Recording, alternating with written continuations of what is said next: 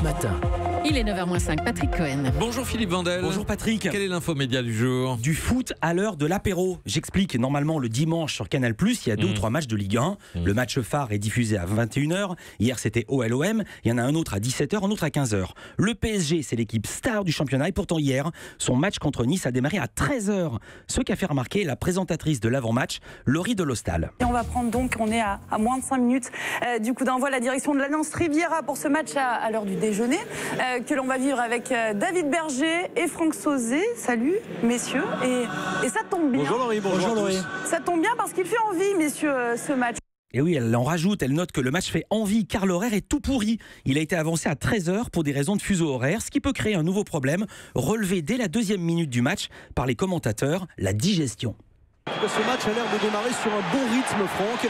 On pouvait se poser la question parce que c'est un horaire qui est pas simple pour la préparation. Il y a quoi? Il y a un gros brunch à 9h30. Oui, c'est ça, exactement. 3 heures avant, je pense qu'il faut qu'il y ait vraiment un gros brunch bien se nourrir. Il y a le repas de la veille aussi qui est très important.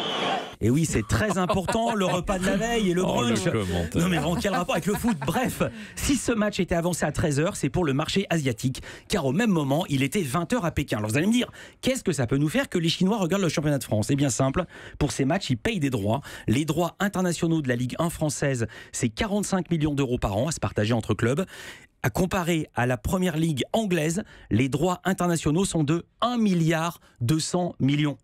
D'où l'avancée du match. En tout, sont plus de 750 millions de personnes qui pouvaient potentiellement regarder le match diffusé en Chine, mais également au Japon, Thaïlande, Indonésie, Malaisie, Hong Kong et Singapour.